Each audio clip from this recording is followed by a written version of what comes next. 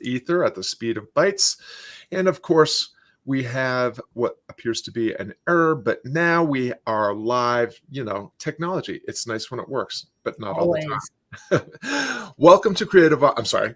Let's pause and try that again. Welcome to the Art of Encore Living, a show for encorepreneurs, people in midlife, building a part-time lifestyle business that's fun, fulfills your soul's calling, and funds your retirement. I'm Scott Perry, Encore Life Coach at Creative on Purpose. Visit creativeonpurpose.com to get started with the Art of Encore Living Quick Start Guide. We don't want you to die with the difference only you can make still inside. It's time, folks, to live your legacy. Let's meet today's guest. Sarah Scala, so grateful to have you on the show. Please introduce yourself to our viewers. Who are you? What are you up to these days? And where can people go to learn more about you and the difference you're making? Hello, everyone. My name is Sarah Scala. Today, I'm headquartered in Boston, Massachusetts, where my home office is. I am a high-energy senior talent management and development leader, and I'm really focused on helping clients increase revenue, reduce turnover, and create business value. And I do this through executive and leadership coaching, organizational change, learning strategy design, LGBT coaching, and public speaking. And I've been doing this work now for over 20 years, Scott, and running my own company now for 10. It's wonderful to be here. Yeah, it's fantastic to have you. I'm always really interested. Your work sounds really profound and important. And I know because I follow you, especially on LinkedIn, I know that you are really making things better out there and having a huge impact. I'm always really interested to hear how people came to be doing the thing that they're doing now, because my guess is 9-year-old Sarah didn't wake up one morning and say, you know what I want to be? I want to be an executive coach when I grow up. So give us a little sense of how you arrived to be doing what you're doing now. Yeah, that's a great question. And I honestly get that question about once a week, whether I'm speaking at global events or working with new potential clients. And I get the question so frequently, Scott, that I wrote a blog called How I Got Here. And each year I update it. So that's on the website, of course, on my About page. To answer your question, I had a pull towards leadership and team development from the time I was 17 years old and in high school. I went to high school at Falmouth High School on Cape Cod, Massachusetts. Go Clippers. And at school, as part of our phys ed or gym classes, we had the opportunity to do Project Adventure. We had high ropes courses, low ropes courses, and we had team building programs right in school. So when I was about 17, experiencing these programs and enjoying the climbing and the ropes courses and all that business, I thought, I wonder if there's a way I can make money doing this. Looked into it a little bit as I was exploring potential colleges, and I found one in Vermont, Green Mountain College, that had a bachelor's degree in adventure recreation. Now, my parents, having worked hard to help fund college, said, well, that's nice if you want to go play and kayak and climb in college. We'll support that, but you also have to get a business degree. So at Green Mountain College, I got degrees in adventure recreation and business management. From there, in my career, I've done work running corporate team building businesses and consulting firms, and started my own company 10 years ago. In addition to that shift from undergrad, when I ran the Kohler Experiential Learning Center, which is a P&L company of the Kohler Company, world leader in sinks, toilets, baths, golf courses, etc., I also was able to pursue a master's in org development and in adult learning. So that's where I am. Loving life, happy to help others and businesses really thrive and flourish. I love that. One of the things that really strikes me about following your work on LinkedIn and getting a little bit of a sense of your backstory, and just thinking a little bit about my own experiences, how frequently people that appear on this show seem to be following a path of work-life integration rather than work-life balance. And, it just everything that I see you posting on social media, I see Sarah doing her thing. And sometimes that's in a kayak on a river, and sometimes it's in a boardroom, and sometimes it's on stage with a speaking thing. And, I think, number one, I want to just acknowledge and applaud that if I'm reading that correctly, because I think, in this country in particular, we have been fed this false promise that there's this elusive work-life balance. Somehow we can have two buckets in our lives and we can fill them equally.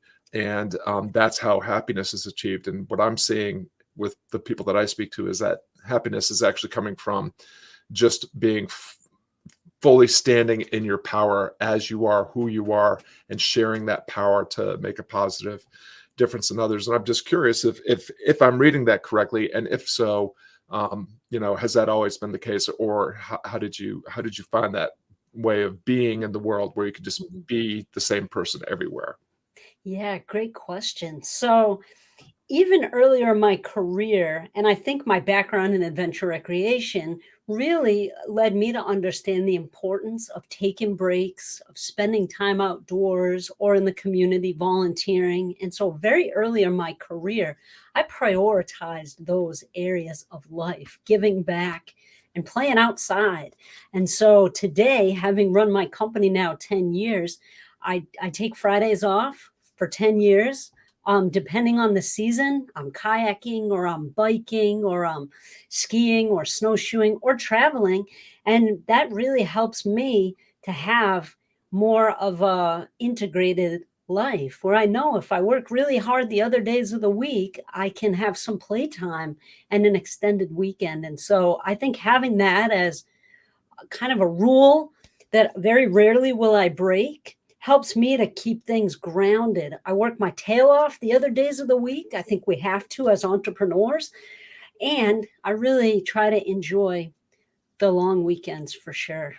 That is really awesome. And so I just want to highlight what you're saying, because it's so important, because I think you're absolutely correct. Most of the people tuning into this broadcast, most of the people that are engaged in working with me are in some way, shape, or form solopreneurs. They are free, independent freelancers, solopreneurs, building a business online or elsewhere, or creative entrepreneurs trying to get their creative work out into the world. And it is very easy to get sucked into a tempo where you are basically working 10 hours plus a day, and you're working 7 days a week. And we all have different temperaments and tolerances. Some people can do that for years and not burn out. But at some point, if you give and give and give, at some point, you're just going to give out. And so, Yeah. I love that it sounds from what I heard, like for 10 years now, you have set really firm boundaries about when you work and when you don't work. And you use that rejuvenation time or that downtime to rejuvenate, clear the decks. And I think that's just so powerful and so important, because we can't work all the time and be at our best. And so often I see people missing this fact that we have to serve from the inside out. We have to lead from the inside out. We can't take care of others fully unless we are fully taking care of ourselves first.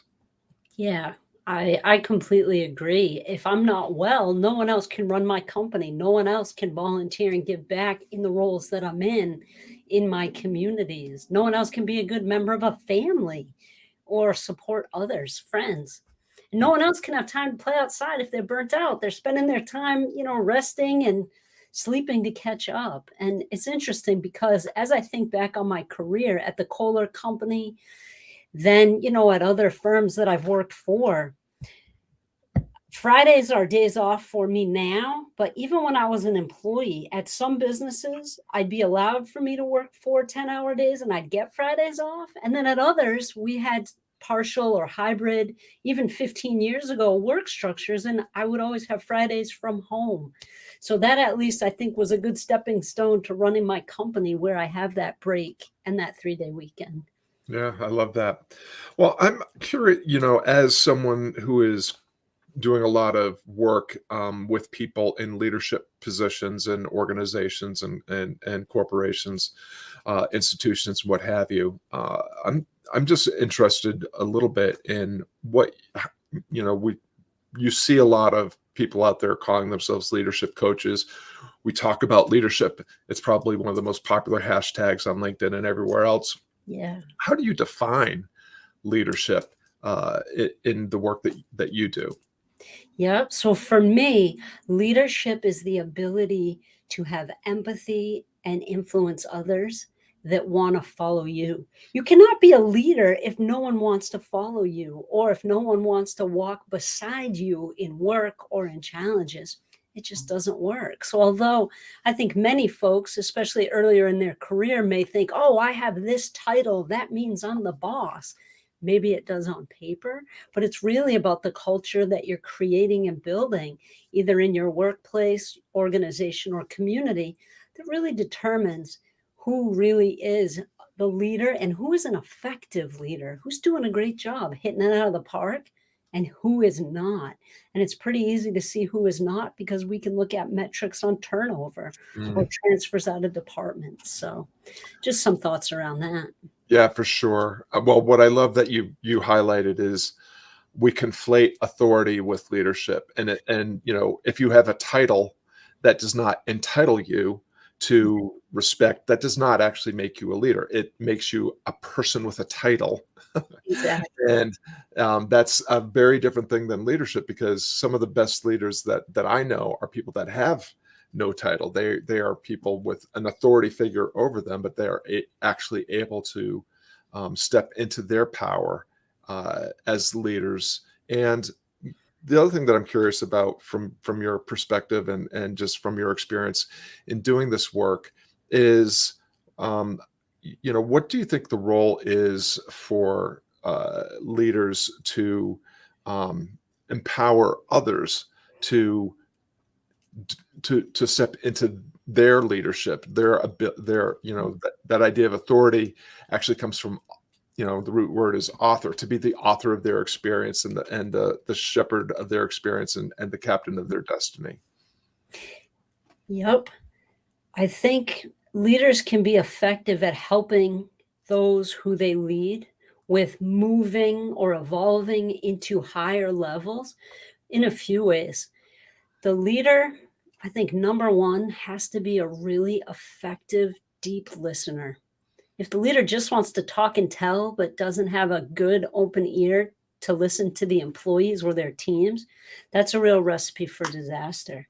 I also think the leader's role as a coach, as a guide, is also incredibly important.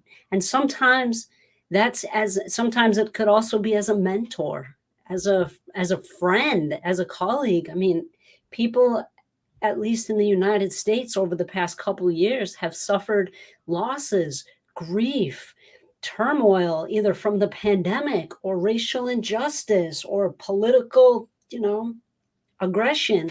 And so sometimes people need a friend, sometimes they need a coach, sometimes they need a mentor. So I think the leader needs to feel comfortable not always taking the dictator role, but really, again, being an effective listener, being someone that can be trusted and that people want to go to when challenges come up, as well as successes and solutions. Yeah. Well, I love that you highlighted the importance of leaders learning the skills of coaching, because one of my favorite books about coaching is The Coaching Habit by Michael Bungay Stanier, who's been a two-time guest on this podcast. And um, you know, a leader's job is to help people get from where they are to where they want to be, to get the organization from where they are to where they want to be. And it's much more effective and efficient to do that by working in collaboration with others, and not trying to drag the organization into the possibility that they see for themselves. Along those same lines, I'm just around leadership. What do you see as the primary challenges around that people that organizations are bringing you in to help them navigate?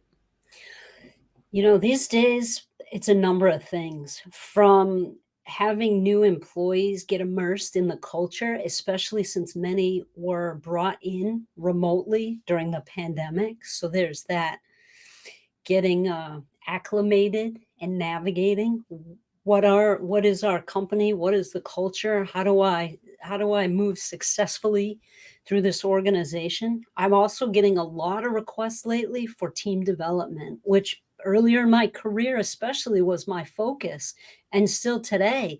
People want to do assessments to understand about similarities and differences on their teams, or they want to have events, virtual or in person, where they have an opportunity to learn more, to ask hard questions, to solve some problems, either business focused or experientially, where they can really build relationships and get more comfortable. So that for sure. And another area that I've just had a ton of demand and requests for, especially the last few years, are my LGBT solutions. And that includes things like speaking at global conferences like Out and Equal, which is the largest global summit for LGBT folks and allies in the world, to being brought in to work with employee resource groups or business resource groups, to run workshops during Pride Month or any month of the year where they're working on building their employees, building their competencies, and giving them a safe space to be themselves and to learn. And in addition to that, one of my coaching niches is supporting LGBTQIA plus executives and leaders. And I get a lot of people asking, well, what's so different? Why do you have that as a specialty? I wrote a blog on that as well. But really, I deal with the typical business coaching topics that come up, in addition to things like coming out at work or not, microaggressions, people being misgendered. So some of those areas or topics that are very specific for folks who identify as LGBTQIA, that want to work with a coach that understands what it's like to be in their shoes and has that empathy, because I am also a member of that community. And so the demand for that specific type of coaching has just gone through the roof. Yeah, well, I'm really glad that you brought that up, because my part of my background is as a head coach in akimbo workshops, and when the George Floyd incident came up, we came, there was a reckoning for us around just not just the diversity racially of our organization, and not just administratively, but also student body, but also diversity in general, be it gender, preference, race, etc. And it was, I'm just going to be straight up. It for a lot of us, because we were a majority culture, very, very much just a majority culture organization at that time. There was so much that we didn't know. There was so much that we didn't understand. And of course, as people that are trying to do work that makes things better in the world, we had a deep desire to be a force for good. So I guess, I'm just going to be transparent. So I have, when we hear the initials LGBTQ, and then you added IA, I'm not familiar with the IA part. And I wonder if you could just educate me a little bit on why that terminology and what that terminology means. Happy to do it. So let's take LGBTQIA and the plus, and let's talk about what that means. And the good news, I guess, is that you're not the first person that has asked me on a podcast or in a conference or an event. So L stands for lesbian, G stands for gay, B stands for bisexual, Q stands for queer, and then I stands for intersex, and A stands for asexual. Intersex are people who have body parts that match or have pieces of both genders, male and female. So that is intersex. And you may not know they're intersex, or they may be public about it. Asexual is someone that doesn't have a romantic or sexual interest in pursuing a relationship like that. It doesn't mean they can't be married and have a life and have a relationship. Just there's not that same pull. Interesting. And the Well, plus is for everyone else that sort of fits under that umbrella that is LGBTQ. I appreciate that. I'm not sure if you hit on the T, but the T is for trans. Trans, absolutely. And I apologize if Oh I no, did. no, you may have caught it and I just missed it, but I just wanted to make sure that Yep. it was all out there. And so for someone that, like me, is a representative of the dominant culture, male, white, straight, older, who Cisgender. cisgender, thank you, who is interested in educating themselves and doing Mhm, what we can to help improve our organizations or just our own mhm, relationship with diversity, equity, and inclusion. mhm. Um, of course, that also comes with, well, geez, I don't want to do or say anything stupid or give out the signal that I don't know what I'm doing and I don't really belong in this leadership position or doing what I'm doing. What Sure. what would you what would you do for someone like me that would like to that is curious and is interested in learning, um, and also interested in not losing face, uh, Of course. but just help me. Help you. Happy to do it. So, in many and most of the public speaking events and workshops that I'm leading now, a lot of the organizations are saying, can you open with pronouns? Can you help us to understand what those mean? Gender, pronouns, do a quick crash course on that. And then let's do the workshop on psychological safety or emotional intelligence or optimism, resilience, and grit or diversity at work. But we need help there. And so my name is Sarah Scala. My pronouns are she, her, hers. Just by saying that, by having it on my signature or on my profile, I think it's a good way to let the world know that it's safe to talk to me. I'm not a therapist, so I don't, expect to hear all of your details, but just simply knowing that because I've maybe introduced myself or been introduced at events using my pronoun is a huge step towards helping others say, "Oh, okay. She's safe. She's on our team." And so that, although it may seem small, is actually quite huge. Another way that you can help folks, maybe it's in a meeting, feel more included is if you ask if anyone in the group is wanting to share their pronoun as well when they introduce themselves. I'm not in favor of forcing and requiring pronouns either on signatures or in intros because I don't want to accidentally out someone. Outing someone is not okay ever. And so it always has to be the person's choice where, when, and how they want to share that information. But by opening the door to say, would anyone like to, when we do intros, if you want to share your pronouns, sounds great. Yeah. Simple little things like that we can do really help people feel safe.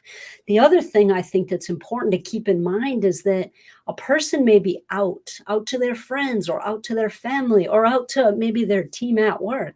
That doesn't mean they're publicly out to the world. And I also think that many people don't realize how frequently and how often folks who are LGBTQIA plus have to make the choice to come out every single day. Is it safe? Do I trust this person? Is this something I want everyone to know? Is it not safe? Are these not the right people for me to come in as an LGBT coach and just simply come in as a speaker, a facilitator?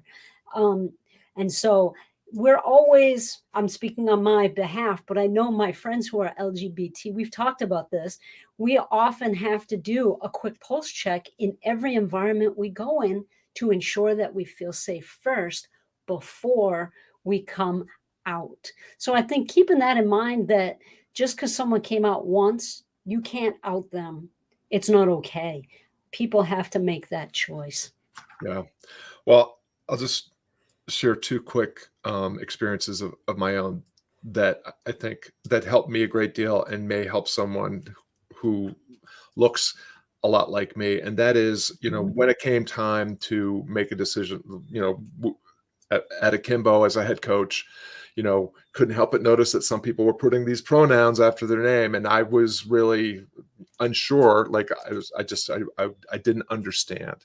Mhm. And I had a friend, a friend who helped, talk to me about it a little bit and help me understand, like, why it might help provide a signal for safety or at least understanding to people.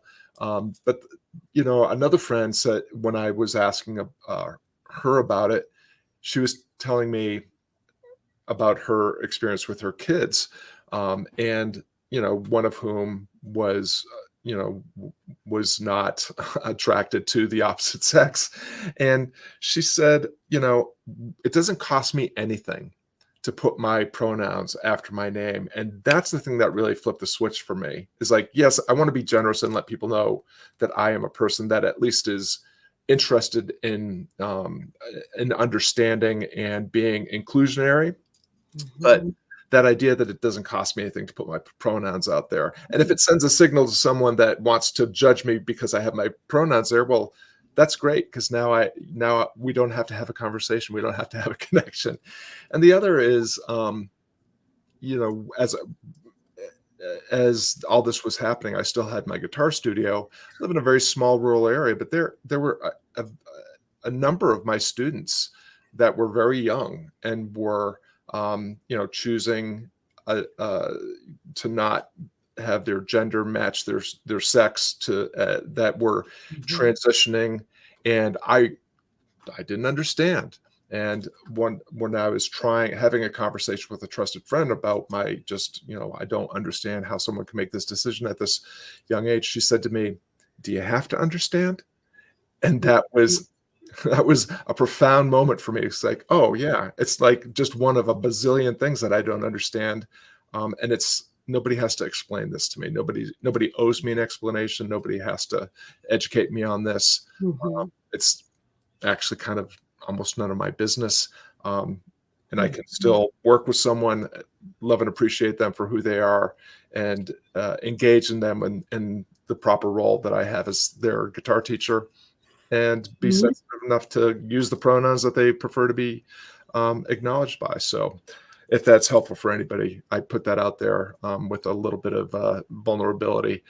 Sarah, we are quickly coming to the end of our time, and I want to wrap up with a final question that I ask all my guests at the end.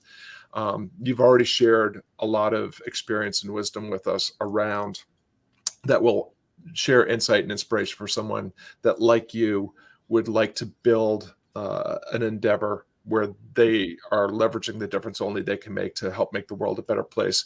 Is there one final idea, quote, lesson Mhm. learned that you would impart to someone who wants to step a little bit more bravely into their potential and possibility as a difference maker? I think I would say we always fail if we never try. If we never try, there isn't even that possibility. So give it a try. Um, Take small micro steps, but try something. Get feedback. Have mentors or trusted friends that can give you some insights, and nothing is impossible. I love that. I love that. Thanks everyone for tuning in. Sarah and I really appreciate you lending us your valuable time and attention. We hope today's broadcast motivates you to take a bolder step into possibility living your legacy. You can learn more about Sarah and the difference that she's making right here at sarahscala.com. Of course, it's always wonderful to see you at creativeonpurpose.com as well. If you're watching where there's a place to leave a comment, please share a question, a lesson, or a takeaway from this conversation. If you're listening to this as a podcast, please consider leaving us a 5-star review. It helps more of the right people collide with this content. Now, take the insight and inspiration that Sarah's offered in this conversation and start flying a little bit higher in the difference only you can make. Sarah Scala, thank you so much for lending us some of your wisdom and experience today. Thank you so much.